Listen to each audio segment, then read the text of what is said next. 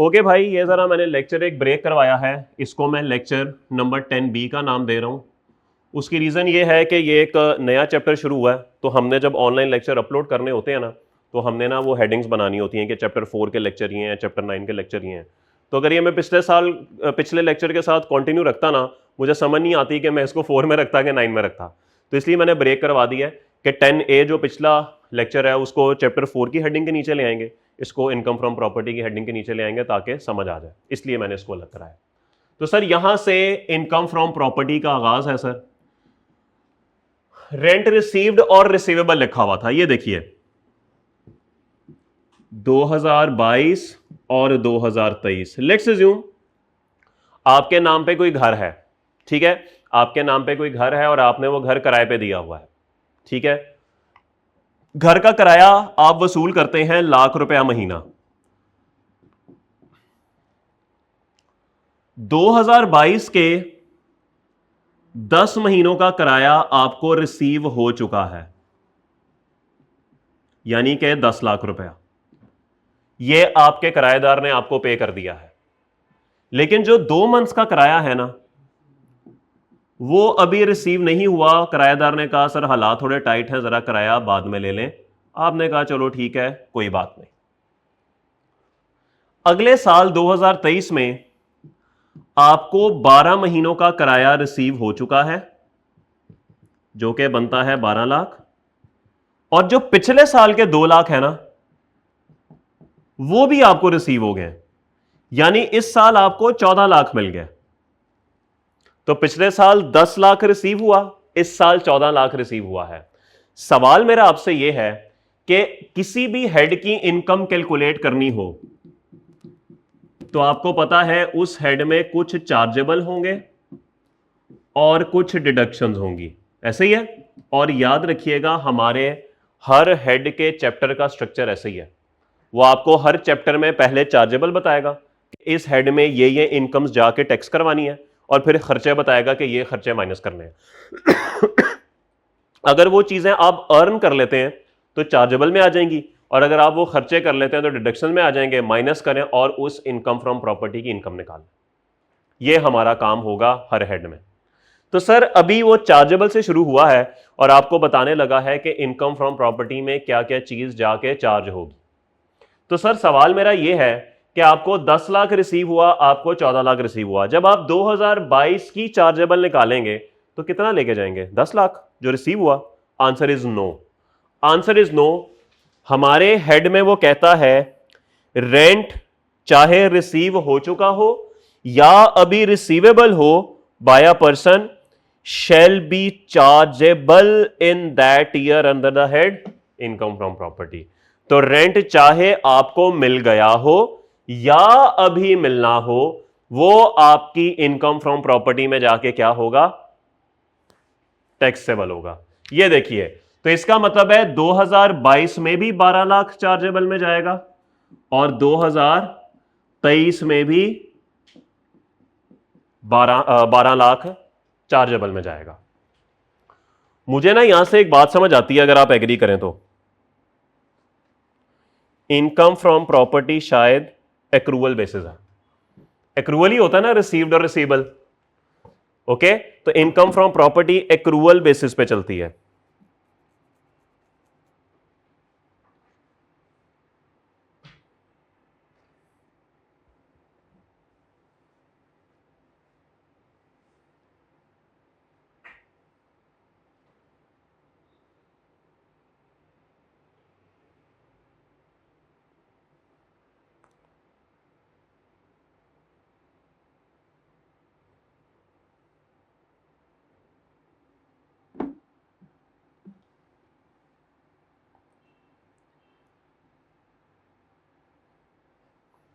ठीक है sir, okay. तो इसका मतलब है कि इनकम फ्रॉम प्रॉपर्टी जो है वो क्या है? That is accrual base. सब अच्छा है? ओके। द रेंट रिसीव्ड और receivable by a person for a tax year other than rent exempt from tax. Sir कुछ रेंट ना एग्जेम्प्ट फ्रॉम टैक्स भी होते हैं। वो कौन से होते हैं? हमारी किताब में कहीं नहीं लिखे हुए, कहीं नहीं लिखे हुए, लेकिन बहरहाल कभी आ गए जिंदगी में तो एग्जेम्प्ट कर दीजिएगा। उन पे टैक्स ना लगाइएगा। ओके, सही है। चलें, तो सर जो भी रेंट रिसीव होगा या रिसीवेबल होगा एग्जेम्प्ट रेंट के अलावा, वो इनकम फ्रॉम प्रॉपर्टी में जाएगा। और बड़ी इंपॉर्टेंट बात है, income from property accrual basis follow करती है। रेंट रिसीव हो गया हो या भी होना हो, आपने इनकम में ले जाना है। अकाउंटिंग में यही करते हैं ना, अकाउंटिंग में यही करते हैं, एक्रूवल बेसिस। सेल्स हो गई हो, पैसे आने हो, तो वो भी आप इनकम में चार्ज कर देते हैं। तो same is the case over here. ठीक है सर, कोई सवाल?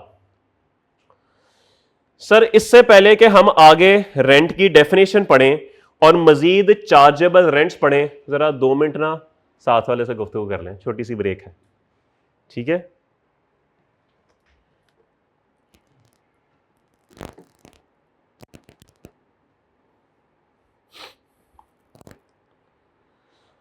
अल्लाह अकबर।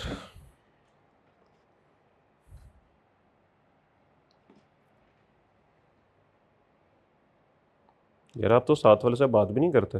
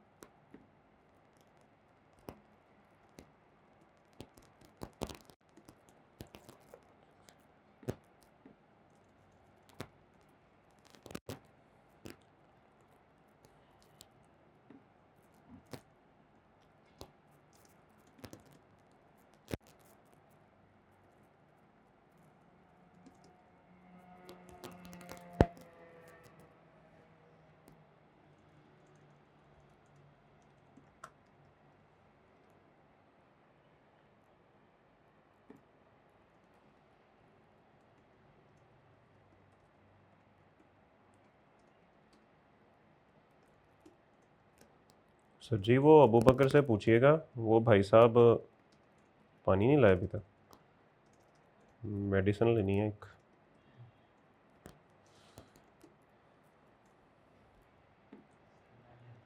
नहीं नहीं, वो मिनरल वाटर लाना है, वो लेके आते हैं बाहर से। नहीं नहीं, आप कहाँ से लाएंगे? अच्छा, कैंटीन में होता है? कौन से वाला होता है? एक्वाफीना, बड़ी 1.5 लीटर। हाँ वो ले हैं यार। ऑन ही रखें कैमरा, में बस शुरू करने लगो। 2 मिनट हो गए हैं जी। इधर ही, मैं इधर ही रहूँगा। इधर ही आ रहा है ना? ओ बस ठीक है सर, खुश रहा करें, परेशान ना हुआ करें, ज़िंदगी में और बड़ी परेशानी है। क्यों दोस्त, वो हमारा आसिम भाई नहीं आया आज? जी देखा ही नहीं? अच्छा, कल हमारे एक आसिम भाई आए, उनको फिर हमने चाय पिलाई थी कल। अब आप कहेंगे अच्छा उनको चाय, हमें लिफ्ट ही कोई नहीं।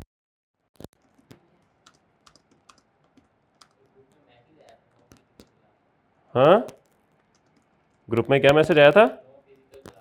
हाँ, फिजिकल क्लास तो नहीं, मैंने वैसे ही कहा था आपने आना है तो आ जाए, कोई मसला नहीं,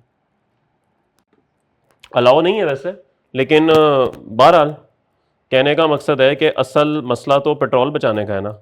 आप लोग तो पैदल है सारे मेरी तरह। अच्छा, आप गाड़ी बाइक पे आते हैं यार, तो पकड़ के ले जाएंगे तुझे तो।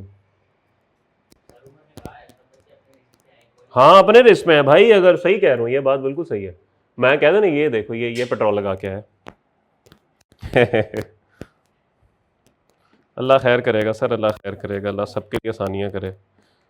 देखें, तकलीफ़ तो होती है, इसमें कोई बात नहीं है, तकलीफ़ तो लाजमी होती है, लेकिन सर देखें अब जो है अल्लाह की तरफ से है ना, किसी के इख्तियार में तो कुछ नहीं है। इख्तियार में तो वैसे है, लेकिन चलो हमारे इख्तियार में तो कुछ नहीं है, तो बस ठीक है। आधी गुजर गई है सर, आधी अभी गुजर जानी है, तो बस अल्लाह का शुक्र अदा करें, बस जान खैर है। चलिए जी, अब हम देखते हैं कि रेंट होता क्या है। जो वो कह रहे हैं ना कि जो भी रेंट आपको रिसीव होगा या अभी होना होगा वो हमारा इनकम फ्रॉम प्रॉपर्टी में जाएगा। अब अगला सवाल है कि रेंट की डेफिनेशन है क्या? रेंट मींस, रेंट से मुराद है एनी अमाउंट रिसीव्ड और रिसीवेबल। ये हम पढ़ चुके हैं, कोई भी अमाउंट आपको भी रिसीव होनी हो या रिसीव हो चुकी हो by the owner of land. जो लैंड का ओनर है, ये दे दें, जो लैंड का ओनर है उसकी तरफ से, जज़ाकल्लाह भाई, ठीक है। जो जमीन का मालिक है उसको रेंट रिसीव हो, या फिर बिल्डिंग का मालिक है उसको रिसीव हो। सर एक बड़ी ही इंपॉर्टेंट बात है, यहां पे लिखा हुआ है OR और, ये नजर आ रहा है? इसका क्या मतलब है? इसका मतलब है कि जरूरी नहीं है कि जमीन और बिल्डिंग इकट्ठी किराए पे दी जाए, जमीन अलग से भी किराए पे दी जा सकती है। यानी कि खाली जमीन को, प्लॉट को रेंट पे देना भी इधर आएगा और बिल्डिंग को तो देना आएगा ही आएगा। अब ये मत कहिएगा सर जमीन को छोड़ के हारी बिल्डिंग रेंट पे दी जा सकती है। इसका भी एक सिनेरियो वैसे है, अभी छोड़ दें इस बात को। अभी ये बिल्डिंग अगर रेंट पे है तो जमीन साथ ही है ना। अब ऐसे तो नहीं ना ओनर कहेगा जमीन इस्तेमाल नहीं करनी तो बिल्डिंग के मैं सर पे उठा लूं, फिर ऐसे तो नहीं हो सकता। तो सर बिल्डिंग अलग से किराए पे हो सकती है और लैंड अलग से किराए पे हो सकती है, प्लॉट अलग से भी किराए पे हो सकता है, वो भी इधर ही आएगा। सो रेंट से मुराद कोई भी ऐसी अमाउंट जो आपने रिसीव की या रिसीवेबल है जमीन का मालिक या बिल्डिंग का मालिक, as consideration for the use और ऑक्यूपेशन ऑफ ए लैंड और बिल्डिंग। ये वापस करा दो यार, मैंने भी ओपन नहीं किया, वापस हो जाएगी, ये ऊपर वापस करा दें, जज़ाकल्लाह, बहुत शुक्रिया मेरे दोस्त। अबू बकर, ये जो लेक्चर है ना आज का, ये दो लेक्चर है, एक 10 है एक 10B है। 10 वाला चैप्टर 4 की हेडिंग के नीचे आएगा और ये 10B वाला ना एक नई हेडिंग बना के ना चैप्टर 9 इनकम फ्रॉम प्रॉपर्टी, उसके नीचे आपने डाल देना, ठीक है? मुझे तस्वीर भेज दीजिएगा। ओके, सो कोई भी अमाउंट जो जमीन या बिल्डिंग के मालिक को मिलेगी, क्यों मिलेगी? As consideration for the use, क्योंकि उसकी लैंड या बिल्डिंग को इस्तेमाल कर रहा है, और ऑक्यूपेशन ऑफ, या ऑक्यूपाई करके बैठा हुआ है, उस पर कब्जा करके बैठा हुआ है, उस पर इस्तेमाल कर रहा है वो लैंड और बिल्डिंग। ठीक होगी बात? तो मेरे ख्याल में रेंट में एक चीज क्या आएगी, एक चीज ये आएगी कि आपकी लैंड या आपकी बिल्डिंग कोई भी शख्स अगर इस्तेमाल कर रहा है या उस पर कब्जा करके बैठा हुआ है तो उसके एवज जो आपको पैसे मिलेंगे वो क्या है? वो आपकी इनकम फ्रॉम प्रॉपर्टी है, वो रेंट है। एक तो रेंट में ये आ गया। दूसरा रेंट में क्या आया, बड़ी इंपॉर्टेंट बात है, मैं आपको बताता हूं। सर जी लेट्स अज्यूम आप जा रहे थे वीकेंड की छुट्टियों में लाहौर से इस्लामाबाद, रास्ते में आया कलर कहार, नाम सुना हुआ? नहीं सुना हुआ? सर वो आती है ना सॉल्ट रेंज, पहाड़ ऐसे डुडुम डुडुम डुडुम, कितनी प्यारी जगह है कि अच्छी जगह कि नहीं? सर अगर उन पहाड़ों के दामन में आपको एक अदद घर मिल जाए तो क्या खूबसूरत बात हो। ऐसे ही है ना, बंदा कहता है यहां पे एक घर होना चाहिए। ले सर आपका प्लान बन गया कि यहां पे घर खरीदते हैं और आप ना वहां पे पहुंच गए एक बंदे से पूछने और आपने उसको कहा कि सर जी क्या आप ये घर बेचना चाहेंगे? उसने कहा बिल्कुल बेचना चाहूंगा। कितने पैसे? आपने कहा 5 करोड़। उसने कहा डन।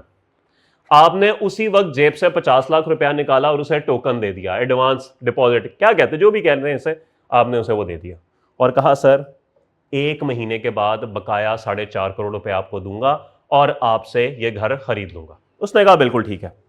ले सर जी, अब आप महीना इंतजार करते रहे कि जी मेरे पास पैसे आए तो मैं इससे ये घर जो है वो खरीद लूं। लेकिन अल्लाह की करनी ऐसी हुई कि आपके पास पैसे ना आ सके और आप पैसे पूरे ना कर सके। महीने बाद आप उसके पास गए और कहा कि मेरे भाई मुझे ना पैसे मैं अरेंज नहीं कर सका, तो क्या कर रहे हैं? कहेगा सॉरी सर, बीच में कितने गाहक आते रहे हैं मुझे 5-5 करोड़ का कहते हुए, मैं तो उनको वापस भेजता रहा हूं कि घर इस घर का टोकन हो गया है, अब आपकी वजह से देखे मेरे सारे गाहक चले गए, मैं आपको आपका 50 लाख वापस नहीं करूंगा। कानूनी तौर पर वो कर सकता है, कानूनी तौर पर वो ऐसे कर सकता है। तो बहरहाल वो तो एक अलग बात है, लेकिन हमारे टैक्स का कानून कहता है कि ये वो टोकन है, ये वो डिपॉजिट है जो के मालिक ने रोक लिया है, जब्त कर लिया है। ऐसे ही है, अंग्रेजी में से कहते हैं फॉरफेट कर लिया है। तो ये जो टोकन जब्त हुआ, रोक लिया उसने अपने पास, फॉरफेट कर लिया, घर का मालिक के लिए ये क्या है? ये रेंट है। ये रेंट है। हमारे कानून ने इसको रेंट में क्लासिफाई किया है। वो कहता है एनी फॉरफेटेड डिपॉजिट, ये जो डिपॉजिट उसने जब्त कर लिया, paid under a contract for the sale of a land और अ बिल्डिंग, जमीन और बिल्डिंग की सेल का जो कॉन्ट्रैक्ट हुआ था, उस कॉन्ट्रैक्ट के तहत जो डिपॉजिट उसने फॉरफेट कर लिया, ये भी रेंट है। तो सर रेंट में आज साबित हो गया, दो चीजें आएंगी। कौन कौन सी? जमीन या बिल्डिंग को किराए पे देने से जो पैसे आए हैं या आने हैं, रिसीव्ड और रिसीवेबल, वो आएगा। और दूसरा, बिल्डिंग या लैंड की सेल का कोई कॉन्ट्रैक्ट हुआ, उस कॉन्ट्रैक्ट के तहत कोई डिपॉजिट मिला और वो डिपॉजिट मालिक ने जब्त कर लिया, वो भी क्या है? वो भी रेंट है और वो भी इनकम फ्रॉम प्रॉपर्टी में आएगा। तो सर दो चीजें रेंट के चार्जेबल में आ गई। कौन कौन सी? जमीन और बिल्डिंग का किराए पे देना और बिल्डिंग या जमीन के सेल के कॉन्ट्रैक्ट के तहत कोई डिपॉजिट जब्त कर लेना, ये दो चीजें रेंट में आएंगी। सर कोई कंफ्यूजन है तो बताइए।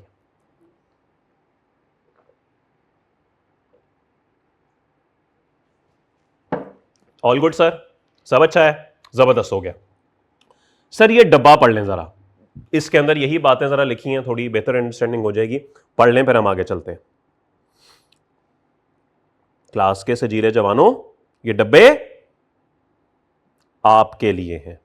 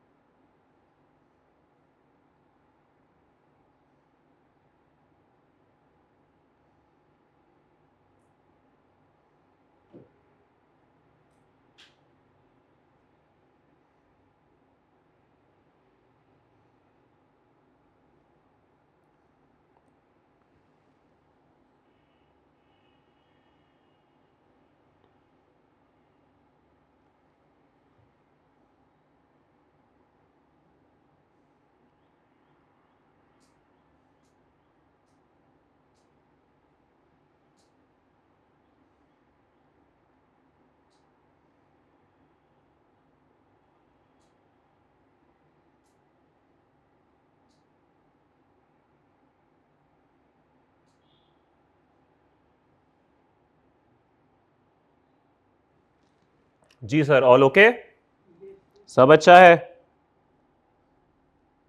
पढ़ लिया आपने? कोई सवाल है तो बताइए, कोई सवाल है तो बताइए। चलें जी, बेस्ट हो गया। अच्छा जी, आगे रह गए 2.3 और 3A। मुझे जरा बोर्ड पे इसकी कहानी बनानी पड़ेगी। मिटा दूं सर ये सब कुछ?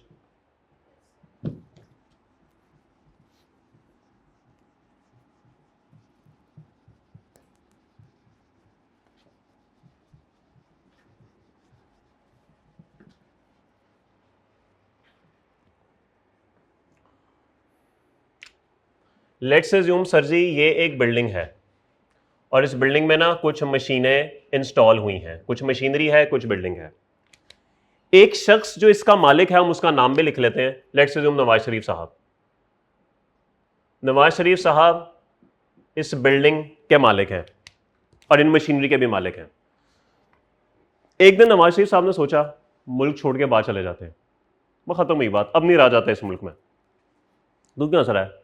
यार कैमरे की तरफ करे, हंस रहा है, देखो ये, ताकि दुनिया देखे, हंस रहा है। ये वो नहीं वो है। ओके, ये नवाज शरीफ साहब हैं, पता नहीं कौन है, मेरे जहन में नाम आया मैंने लिख दिया, आपको शायद पता नहीं कोई बंदा याद आ रहा है। वो सर आपकी सोच है, मैं तो कुछ नहीं कर सकता। चले, इन्होंने कहा चलो बेचो मशीनें, बेचो बिल्डिंग, निकलते हैं यहां से। इनका ना एक छोटे भाई थे शहबाज शरीफ साहब, उन्होंने इनको मशवरा दिया, कहा भाई साहब ऐसा ना करें, किसी भी टाइम वापस आना पड़ सकता है। बात तो तुम ठीक कर रहे हो सकता है मुझे बाहर से वापस कभी पाकिस्तान आना, बुरा टाइम बता के आता है, वापस आनी पड़ जाता। एक काम करते हैं, हम ना मशीनें बेचते हैं और बिल्डिंग किराए पे दे देते हैं। नहीं नहीं नहीं नहीं नहीं भाई साहब ऐसे ना करें, आप बिल्डिंग और मशीनरी इकट्ठी किराए पे दे दें। यह भी अच्छी बात है, लेकिन ऐसा कोई शख्स मिलेगा जो बिल्डिंग और मशीनरी इकट्ठी किराए पे ले ले? बिल्कुल सर, है मेरे पास एक बंदा। क्या नाम है उसका? सर उसका नाम है आसिफ अली जरदारी साहब। सर आप ना ये building along with plant and machinery ना इसको किराए पे दे दें। जबरदस्त हो गया। ले सर, इनके साथ डील हुई और मामला यह तय पाया कि बिल्डिंग का किराया होगा 15 लाख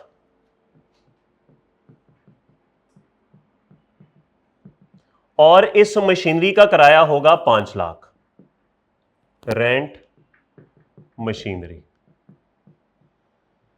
टोटल 20 लाख रुपया हर महीने आसिफ अली जरदारी साहब नवाज शरीफ साहब को देंगे। सर कोई प्रॉब्लम, कोई मसला? ओके सर, लॉ कहता है, बड़े ध्यान से बात सुननी है, कि अगर ये ओनर है, सर ये ओनर है, बात इसकी हो रही है, आपने नवाज शरीफ साहब के जूतों में रहना है, आप मालिक हैं।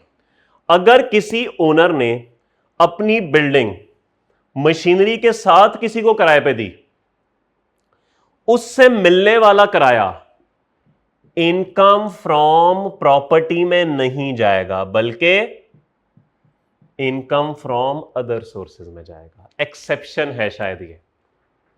तो खाली बिल्डिंग किराए पे देना इनकम फ्रॉम प्रॉपर्टी, लेकिन बिल्डिंग मशीनरी के साथ किराए पे देना income from other source. Total ये ना कीजिएगा पेपर में इसको प्रॉपर्टी में धकेल दिया, इसको अदर सोर्स में। नो सर, टोटल मैंने इसलिए अलग अलग किया है ताकि आपको पता लगे ये अदर सोर्सेज में जाएगा। टोटल बिल्डिंग का किराया भी और मशीनों का किराया भी। ये बात लिखी है, any rent received by a person against lease of A building, lease का मतलब रेंट ही होता है, lease of A building together with plant and machinery shall be chargeable under the head income from property other sources. तो कोई भी rent जो receive हुआ building को प्लांट एंड मशीनरी के साथ रेंट पे देने पे, वो अदर सोर्सेज में जाएगा। क्या ये बात आपको क्लियर हो गई? सर एक बड़ी ही इंपॉर्टेंट बात है, बड़ी ही इंपॉर्टेंट बात है, ये देखिए सर, प्रॉपर्टी में ऊपर लिखा हुआ था रेंट रिसीव्ड और रिसीवेबल, यहां पे क्या लिखा है? Any rent. क्या मतलब है इसका? शायद जब मैं इनकम फ्रॉम अदर सोर्सेज का चैप्टर शुरू करूंगा 2 दिन के बाद, वहां पे भी रिसीव्ड लिखा होगा। इसका मतलब है अदर सोर्सेज कैश बेसिस पे टैक्सेबल होती है, एक्रूवल पे नहीं होती। यहां पे रिसीव, अगर उस बंदे ने कहा ना सर 10 महीने का किराया ले ले, 2 महीने का किराया बिल्डिंग और मशीनरी का ना अगले साल ले लीजिएगा, तो सर फिर इस साल अदर सोर्सेज में 10 महीने जाएंगे, 12 नहीं जाएंगे। बड़ी छोटी सी बात है लेकिन बड़े ध्यान से समझनी है। प्रॉपर्टी एक्रूवल पे चल रही है, अदर सोर्सेज कैश पे चल रहा है, ठीक है? तो यहां पे जो किराया मिला होगा, रिसीव्ड होगा, सर वो जाएगा। अगर 12 महीने बिल्डिंग किराए पर रही है, 1 रुपया उसने पे नहीं किया, कुछ भी नहीं जाएगा। और अगले साल उसने 24 महीनों का पे कर दिया, 12 पिछले 12 उस साल के, 24 का 24 जाएगा। तो ये तो सर फिर अब आपकी किस्मत है। ओके, तो other sources cash basis, property accrual basis. Sir आपकी 12 बजे क्लास है क्या? नहीं, आज तो पीआरसी ऑफ नहीं है।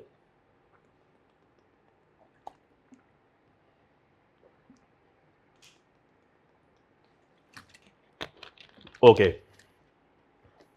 चलने, बस मुझे 5-7 मिनट ही चाहिए बस। और अगली बात करते हैं, बड़े ध्यान से सुननी है। हॉस्टल वाला कौन कौन है? ओके चलें, आप ये बताएं सर, आपके हॉस्टल का रेंट कितना है? 20,000 रुपया भाई रेंट देते हैं।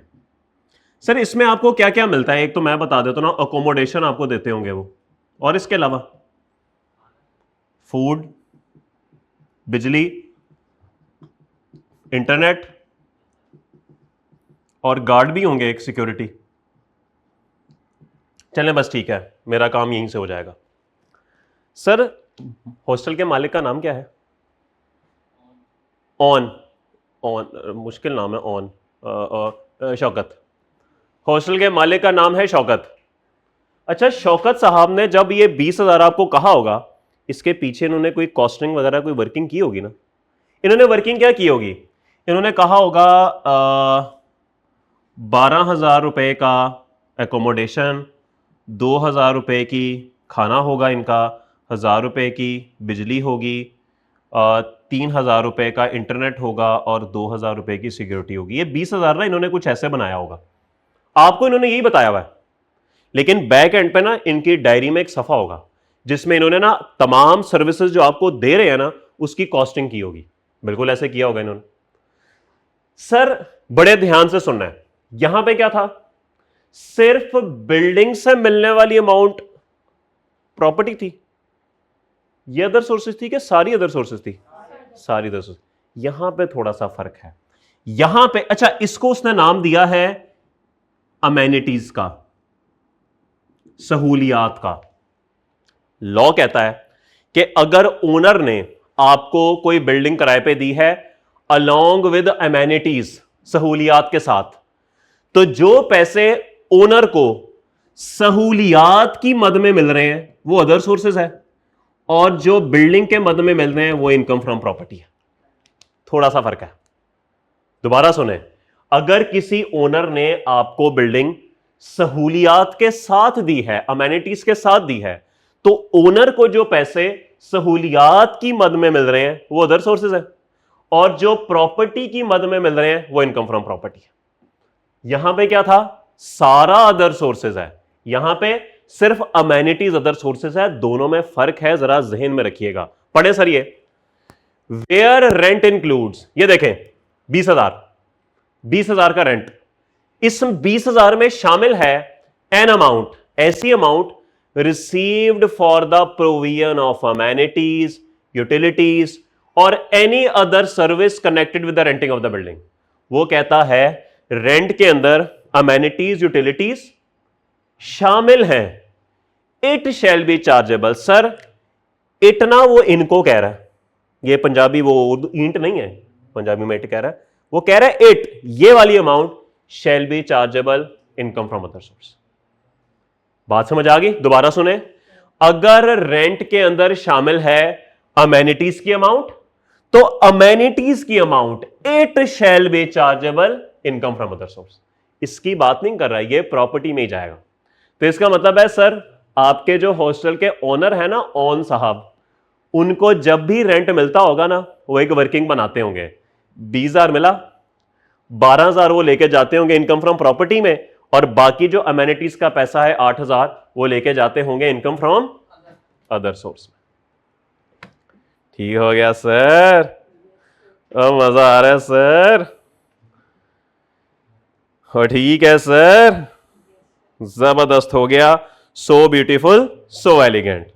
तो सर मेरे ख्याल में अभी तक इनकम फ्रॉम प्रॉपर्टी में दो ही चीजें आई हैं, कौन कौन सी? बिल्डिंग या लैंड को रेंट पे देना और फॉरफेटेड डिपॉजिट करना।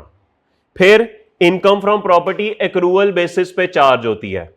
फिर अगर आपने कोई बिल्डिंग, प्लांट एंड मशीनरी के साथ किसी को रेंट पे दी तो वो सारी अमाउंट अदर सोर्सेज में जाएगी, और अगर रेंट के अंदर कोई अमेनिटीज या यूटिलिटीज की अमाउंट शामिल है तो अमेनिटीज और यूटिलिटीज के अमाउंट अदर सोर्सेज में जाएगी, अकोमोडेशन के अमाउंट प्रॉपर्टी में जाएगी। ये 4-5 पॉइंट हैं जो कि हमने अभी तक पढ़े हैं। सर यहां तक किसी का सवाल है तो प्लीज बताइए।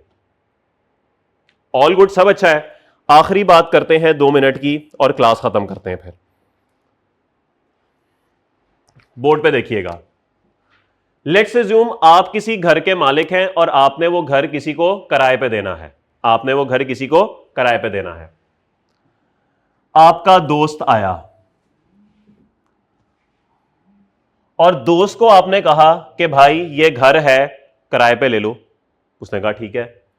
कितने, उस आपने कहा यार इसका जो मार्केट रेंट है ना, फेयर मार्केट रेंट, वो है 70,000 रुपया, लेकिन तुम भाई हो अपने, तुम 50,000 दे देना। पहला सिनेरियो, ठीक है, मार्केट रेंट 70,000 है, तुम 50,000 दे देना, एक ऑप्शन। दूसरा सिनेरियो, फुफ्फो आ गई आपके पास और कहा बेटा भतीजे तुम्हारा घर है, रेंट पे दोगे? प्यारी फुफ्फो आप तो दोस्त से भी आगे हैं, आप तो दोस्त से भी बेहतरीन है। सर फेयर मार्केट रेंट अगर 70,000 है ना, दोस्त को फुफ्फो मारे गोला, दोस्त तो फर्क है, आपको तो मैं लाख रुपए में दूंगा। फुफ्फो जो ठहरी। दो सिनेरियो, एक में actual rent fair market rent से कम है और दूसरे सिनेरियो में actual rent fair market rent से ज्यादा है। सवाल यह है कि आप इनकम फ्रॉम प्रॉपर्टी में क्या लेकर जाएंगे? सर पहले सिनेरियो में यह जाएगा, दूसरे सिनेरियो में यह जाएगा। यानी कानून क्या है? हायर ऑफ एक्चुअल रेंट और फेयर मार्केट रेंट। यानी अगर आपको सवाल में एक्चुअल रेंट भी दिया हो और फेयर मार्केट रेंट भी दिया हो तो आप इनकम फ्रॉम प्रॉपर्टी में क्या शामिल करेंगे? Higher of. दोनों में से जो हायर ऑफ होगा। और यह बात यहां पे लिखी है, the following amount of rent will be added in the income higher of actual rent, fair market rent. दोनों में से जो हायर होगा वो आप अपनी इनकम फ्रॉम प्रॉपर्टी में लेकर जाएंगे। क्या आपको ये बात समझ आ गई? सर यहां तक किसी का कोई सवाल? ले सर जैसे मैंने आपको बताया था, हर हेड को उसने स्ट्रक्चर ऐसे किया हुआ है कि पहले चार्जेबल है, फिर डिडक्शंस हैं। चार्जेबल वाला पोर्शन ऑलमोस्ट खत्म हो गया, एक चीज बस रह गई है, वो आगे आ रही है। इनकम फ्रॉम प्रॉपर्टी में जितना भी चार्जेबल था वो आ गया। अब आप आगे देखेंगे तो देखें डिडक्शन शुरू हो गई। ठीक हो गया? तो कल इंशाल्लाह, परसों सॉरी इंशाल्लाह हम डिडक्शन से आगाज करेंगे। ख्याल रखिएगा। अल्लाह हाफिज।